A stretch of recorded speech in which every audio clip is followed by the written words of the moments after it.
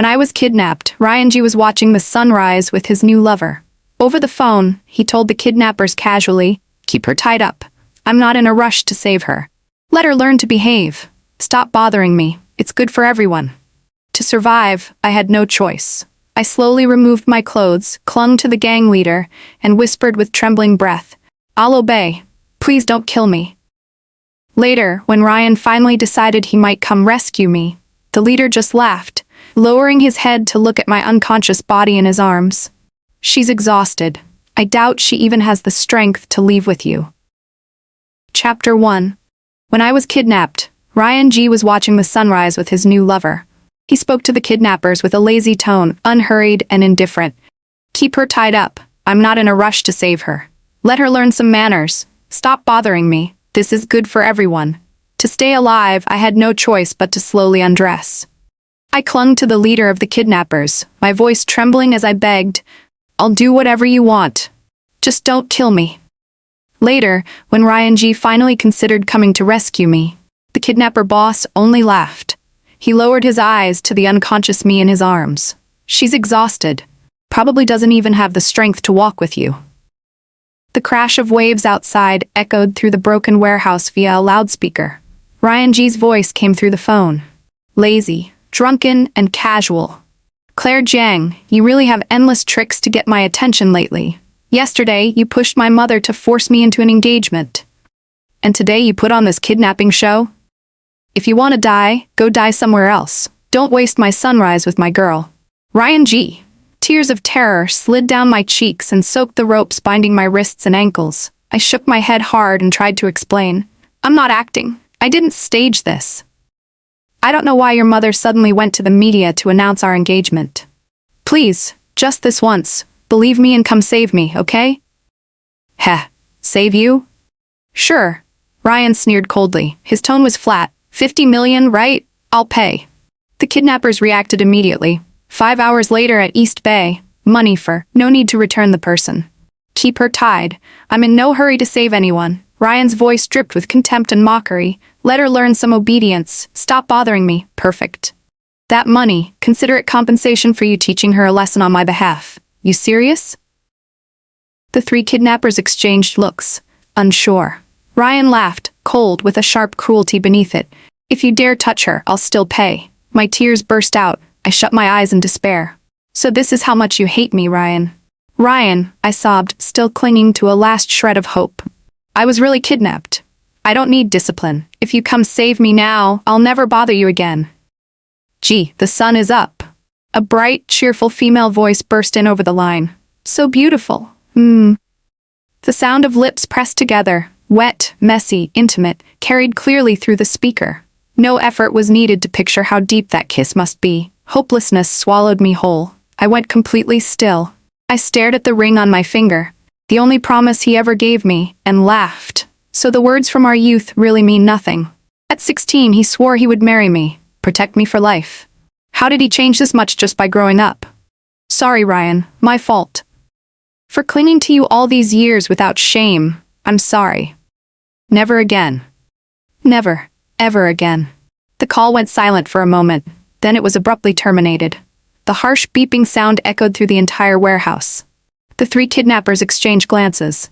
The youngest scratched his head in confusion. Boss 10, is Ryan G planning to save her or not?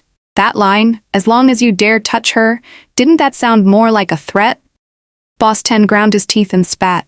Doesn't matter what he means. We want money, that's all. This woman is the same fiancée the G family publicly acknowledged in the news yesterday. As long as we record a video of her, Ryan G won't dare refuse to pay. He pulled a white cloth soaked in something and pressed it over my face. A strange scent rushed into my nose. My head spun instantly. My shirt tore with a sharp ripping sound. Above me came Boss 10's vicious growl. Enough talking. Let's have some fun with her. But Boss 10, the young one hesitated. We planned to hold her for 2 days only. Now that Ryan G isn't in a hurry to get her back. If we drag this out too long and the young master finds out.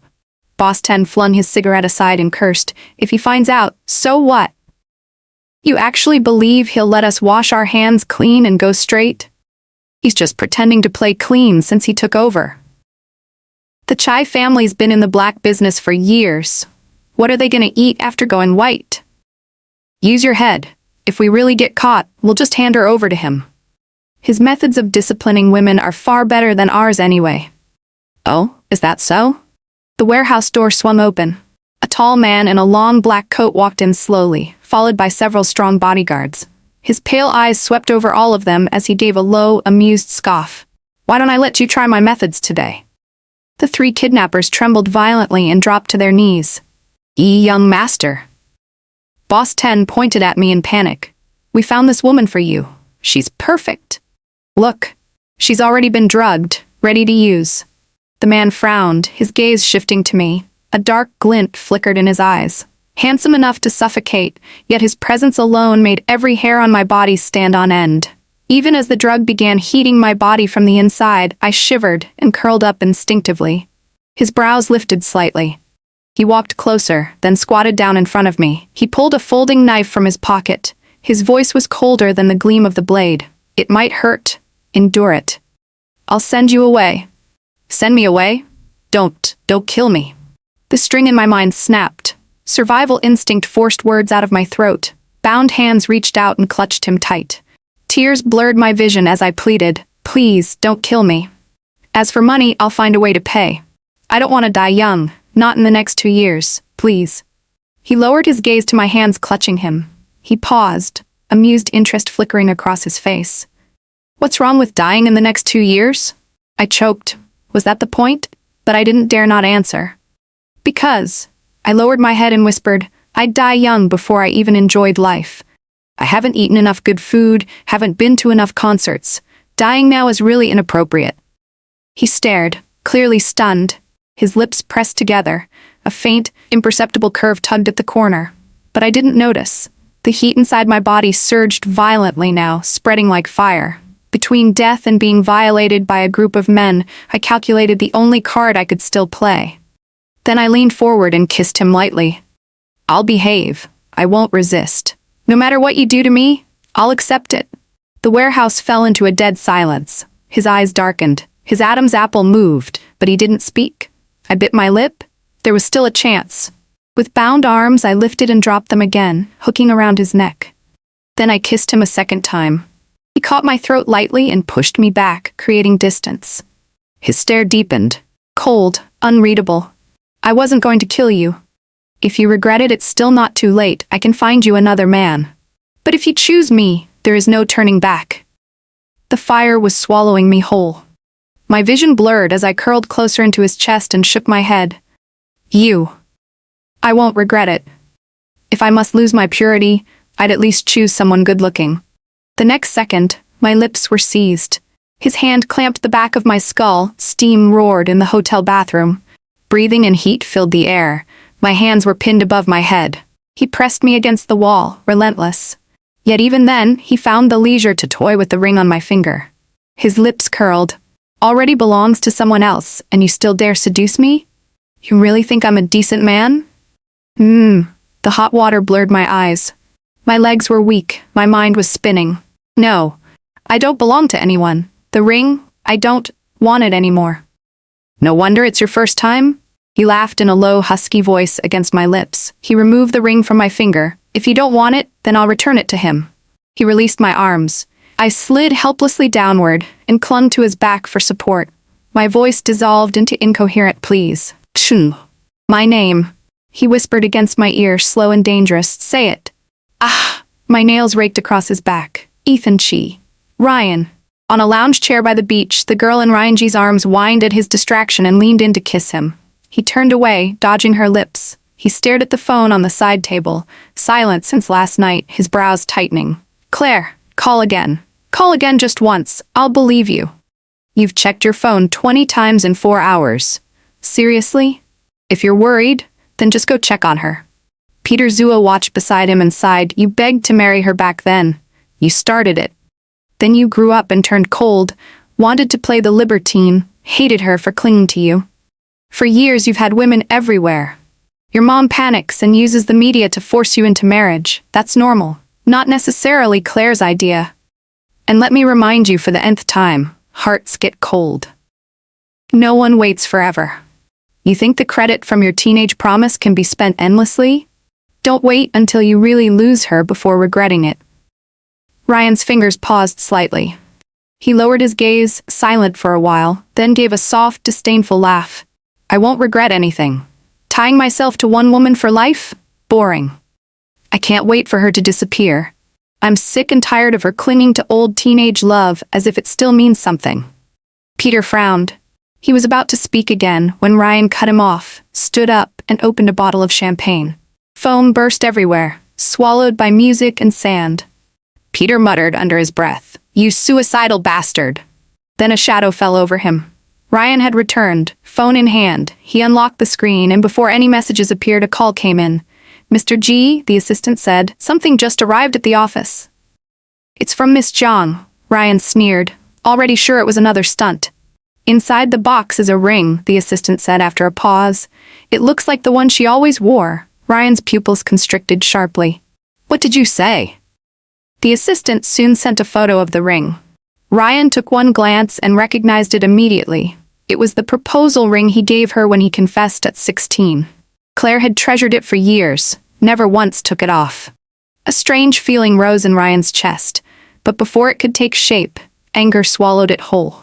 His lips curled into a cold sneer as he typed rapidly. "So your self-staged kidnapping act failed.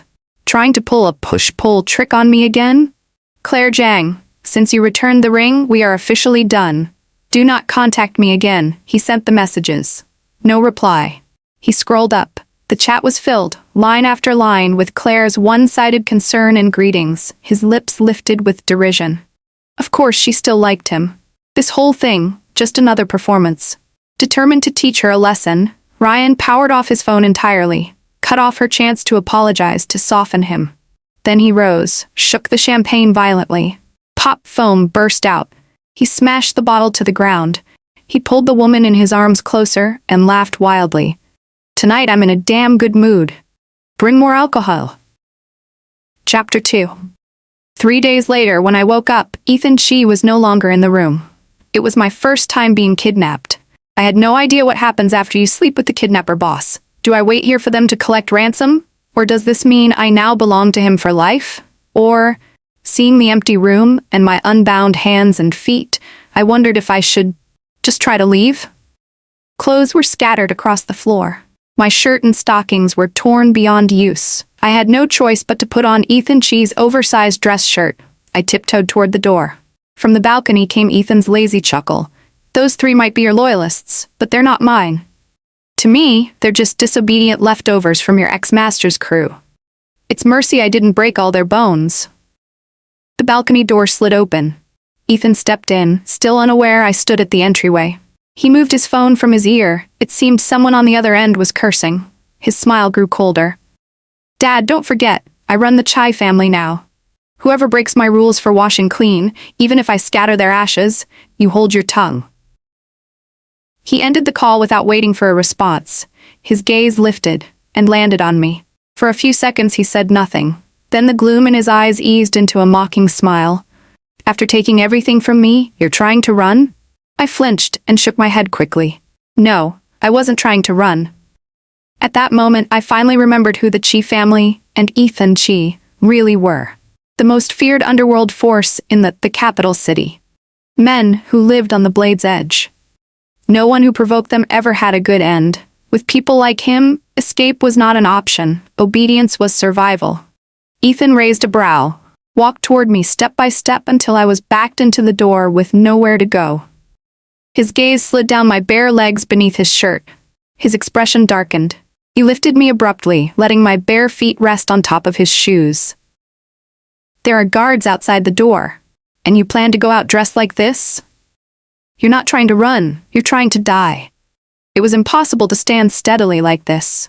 I had no choice but to cling to his neck, leaning weakly against the door, and tried to negotiate softly.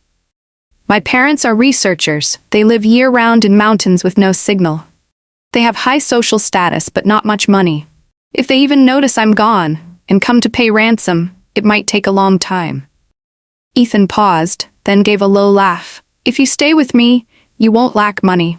I froze. So he didn't want ransom at all, which meant I was not going anywhere. I've never been with anyone before, I said carefully. I don't know the process. Do I stay here permanently? Or my lips were cut off by a kiss. He kissed me lightly, almost gently, smiling against my lips. Do you know how to date? I blinked. What? The next moment, he lifted me into his arms and carried me back toward the bed. He leaned down, voice low at my lips. Then we follow the rules of dating. Ryan G. finally turned his phone back on after 3 days. 3 days of chaos and pleasure. The villa looked like a storm had passed through, leaving behind a mess of exhaustion and indulgence. He fished his phone out of the sofa cushions. He powered it on, slumped back with a cold sneer, waiting for notifications to flood in. There must be dozens of messages from Claire by now. Every day she sent him walls of text about trivial things, annoying to death. This time would be no exception. Surely she must have written essays. The notification sound stopped. Ryan lifted the screen. A call came in immediately. He answered, seeing Mother on the screen. He expected another attempt to mediate on Claire's behalf. But before he spoke, his mother's anxious voice exploded. Son, can you reach Claire? She hasn't replied to me in 3 days. Did something happen to her? The alcohol evaporated from his mind in an instant. Ryan sat up straight, frowning. Can't reach her? Suddenly, the kidnapping call from 3 days ago flashed through his mind. So Claire was still acting? He pressed his lips together, dialed her number with an ugly expression. He didn't know what he was feeling. Panic, yes. But more than that, anger. Claire had gone too far this time. The call connected quickly. But the voice that answered was a deep-voiced, unfamiliar man. Ryan froze. His heart plummeted. The other end of the call was silent for a beat. Then came a low, magnetic male voice, unfamiliar, steady, and dangerous. Are you looking for Miss Jiang? Ryan's blood ran cold. His grip on the phone tightened. Who are you? He demanded. The man's tone was calm, almost lazy. You'll know soon enough. Then the call ended. Ryan stared at the screen, pulse hammering. He tried to call again. This time, no one picked up. He dialed once more, again and again, until the automated voice said the number was no longer in service. A drop of cold sweat slid down his temple. The words from 3 nights ago, keep her tied up. I'm not in a hurry to save her, came back to slice through his mind like a blade. For the first time, panic crushed his chest so hard he could barely breathe. Peter? He shouted. Peter Zuo, half asleep in the lounge chair, jolted up. What the hell? Ryan's voice trembled as he barked orders. Call my assistant, tell him to trace Claire's phone location immediately. Also, get in touch with the police. Peter froze for half a second, then saw Ryan's face, drained of all color. He grabbed his own phone at once. On it. Ryan paced, his fingers shaking slightly. The sunlight that once warmed the sea now felt scorching, mocking. 3 days. She'd been missing 3 whole days, and he'd turned off his phone. Laughter from that morning still echoed in his ears. The champagne, the woman in his arms, his words, I'm in a damn good mood. He slammed his fist into the wall. A thin trail of blood ran down from his knuckles, but he didn't even feel it.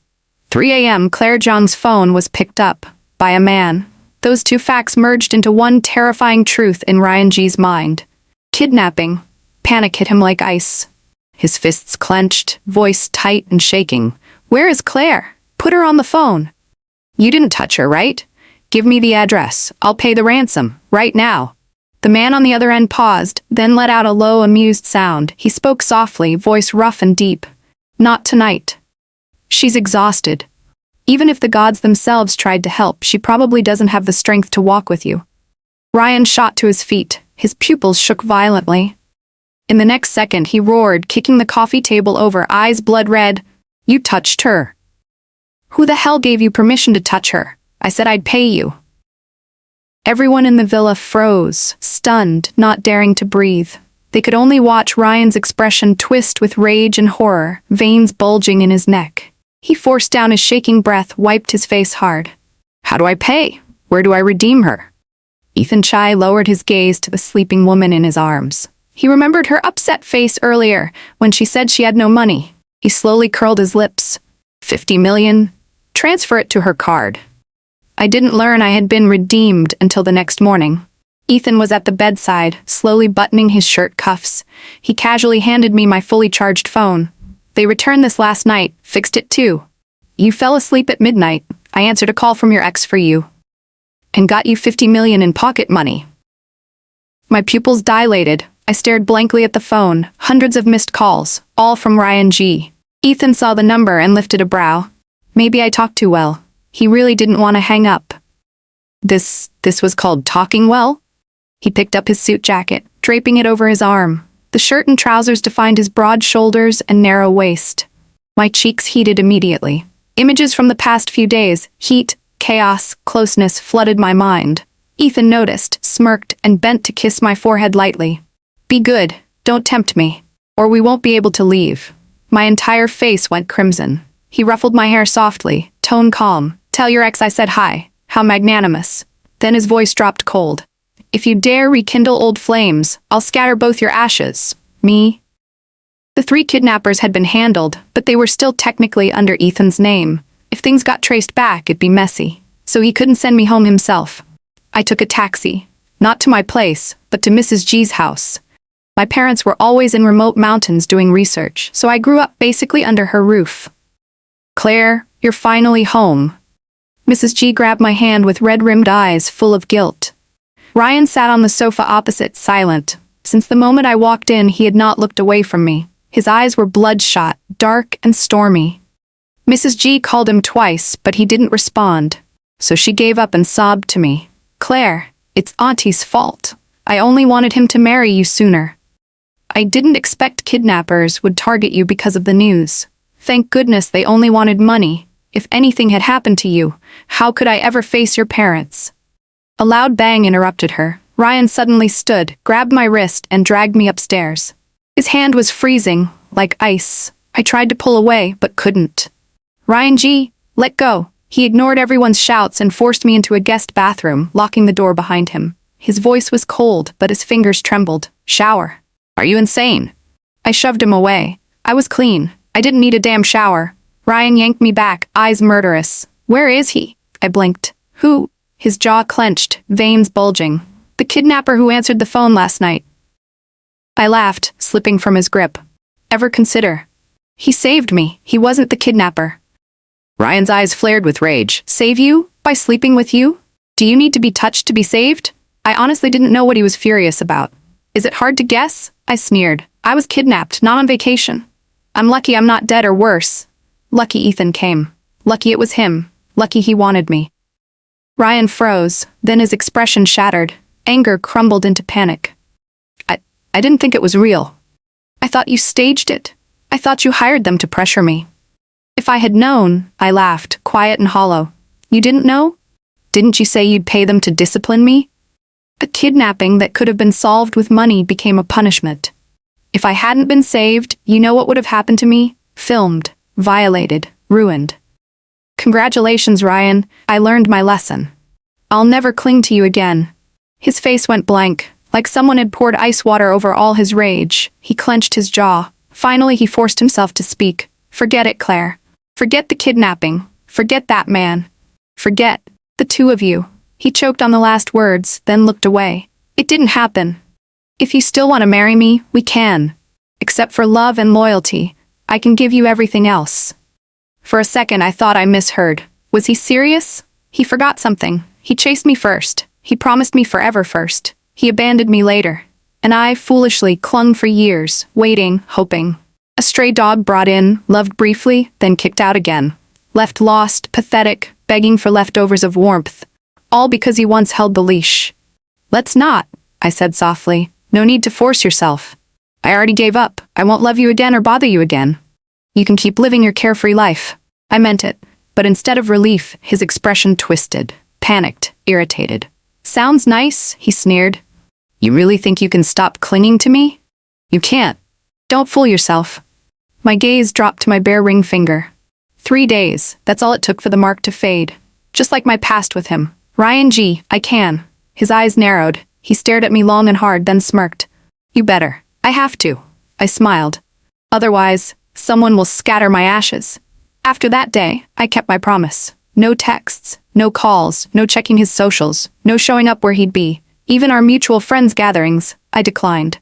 Mrs. G texted me a few times. Eventually she sighed. We just don't have the fate to be family. A month later, on Christmas Day, Peter Zuo walked into my pottery studio. He watched me calmly teaching students, smirked. "So you're serious this time? Really done with that suicidal bastard?" I clicked my tongue. "Aren't you supposed to be with your wife? Afraid she runs off again?" His smile died. He lobbed a lump of clay at my apron. "I'm checking on my little sister. That little sister stabs me in the lungs." He dropped a handwritten invitation on the table. Chapter 3. Delicate calligraphy on pink paper. Clearly his wife's hand. Our 3rd anniversary. Ryan will be there too.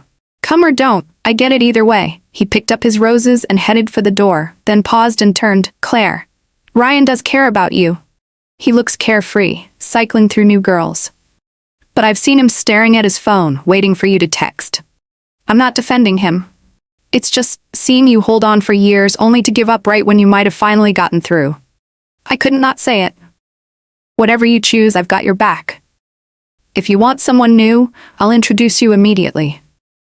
The door jingled open. Snow drifted in as a man in a black down coat walked inside. "Ethan Chi." "Move," he said mildly. Peter jolted aside, blinking at him, recognition slowly dawning. "Where have I seen this guy?" "It's snowing." I looked out and smiled. Perfect Christmas vibes. Ethan nodded. While the students peeked at the snow, he leaned down and kissed me quickly. Cold lips, shocking warmth. I slapped his arm, glaring. "People were here." He just lifted a brow. "As your secret, hidden boyfriend, sneaking kisses is basic etiquette. So I don't delay your brother introducing you to someone else." "Excuse me, we'd been openly dating." Just quietly. The clock chimed 6. After dismissing the students, the two of us left together. Snow, warm lights, quiet streets. Ethan wrapped his arms around me from behind. His breath brushed my ear. Perfect atmosphere. "How about a date, girlfriend?" He was impossible. 10:10 p.m. My rarely used social feed lit up. "Merry Christmas." To the secret boyfriend who cried for a public announcement. Attached, a photo of 2 hands intertwined. Peter finally remembered who Ethan was. Ethan Chi, the youngest to ever take over the Chi family at 25. The one who declared the end of the crime empire, turned everything legit, and in 6 months pushed the Chai group into the capital's top 15. A blood-soaked legend. And there he was, in Claire's tiny pottery studio? Not to learn pottery, clearly. His phone buzzed. Friend group chat exploding. Holy crap. Claire hard-launched? Look at the background. That's a bed? 10 p.m. post, they're living together? Is it Ryan? No. Ryan was drinking at my place all night, waiting for someone's message. Silence. Was he waiting for Claire? Dead quiet. Peter opened Claire's photo, saw the ring on her finger, and hissed through his teeth. Oh, he's done. That idiot finally dug his own grave. The day after Christmas was a weekend. The pottery studio was closed. I left Ethan Chi's place early and didn't go home first. Instead, I stopped by the mall. I picked out a 3rd anniversary gift for Peter Zuo and his wife. And fine, while I was at it, I grabbed a tie, a late Christmas gift for someone. Ding! The elevator door slid open at my floor. The moment I lifted my head to step out, a shadow lunged toward me. My back slammed into the elevator wall. Pain shot through me, then my protest was swallowed by a brutal kiss. The stench of alcohol wrapped around me. Ryan G's bloodshot eyes stared at me as he crushed my face in his hands, biting at my lips like an animal. Pain twisted my brows. Let go. I shoved his shoulders desperately. The second his tongue forced its way in, I bit down hard. Ah! He hissed, finally releasing me. I bolted out of the elevator, but barely took 2 steps before he yanked my wrist back. What, you think I'll eat you alive? Why the hell are you running? His grip shook with fury. I threw the gift boxes at his head with all my strength. Are you insane right now? Yes? He kicked the scattered boxes violently, chest heaving. His gaze locked onto my bare ring finger, wild and desperate. Where were you last night? Why didn't you come home? I stared at him like he'd lost his mind. Where I go isn't your business anymore. Ryan's body trembled. He wiped his face, eyes turning dark and fierce. Who is he? I didn't answer. I didn't need to. Realization crashed over him. His face went ashen. Maybe it was the alcohol, or his pride collapsing. But he stumbled slightly, bracing himself on the wall. Did he force you? No, we're together now. Ryan shut his eyes, hiding the shatter behind them. Break up with him. You wanted me, didn't you? Fine, I'm here. We'll be together. Cut him off and I'll pretend nothing happened. He exhaled shakily, as if surrendering to fate. Claire, you win. I missed you. We'll be together. I won't look at anyone else ever again. Ah, so in his head. My Christmas post was a tactic to provoke him? Cute. Ryan G., I'm not you. I know who I want. When I liked you, I chased openly. I don't use other people to compete for feelings. His face drained of color. His fingers curled inward, unable to form a fist. Red-rimmed eyes, a broken smile. Impossible. You loved me that much. How could you fall for someone else so fast? I laughed softly, biting my lip. Young, stupid love. Easy to grow, easy to kill.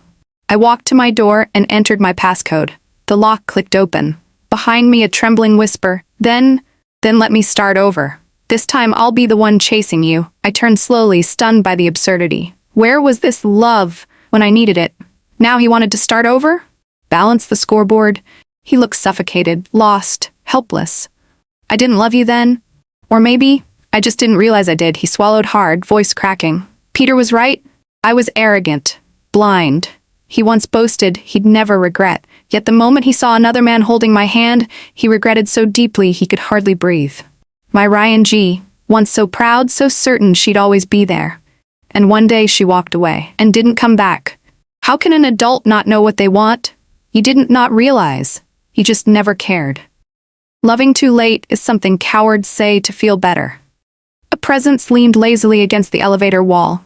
Ethan Chi, arms crossed, hoodie and track pants, somehow still effortlessly striking. Ryan's pupils shrank. He recognized Ethan immediately, the voice from that phone call. So it's you. Ethan saluted mockingly, smirked devil sharp. Hello? X, who only realized after losing.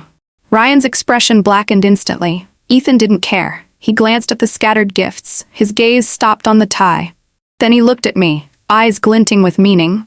Gift for me? Official couple announcement present? I puffed my cheeks. No. Oh. He still bent down, picked up the tie, hung it around his neck, then walked to me with infuriating calm. Tie it for me. I rolled my eyes and dragged him inside. You're wearing a hoodie. A tie makes no sense. Doesn't matter. I look good anyway. The door clicked shut behind us. Faintly I heard a broken whisper outside. You learned to tie one? For me. Under gentle coercion from Mr. Chi, I attended Peter's anniversary banquet. Ethan in a suit was lethal. Clean lines, sharp aura, every head turned. Peter greeted him politely. Hello, Chi. Peter Zuo. Ethan shook his hand, smiling civilly, but his words? Nice tie, right? Moon gave it to me as our official announcement gift. I covered my face internally. Petty man.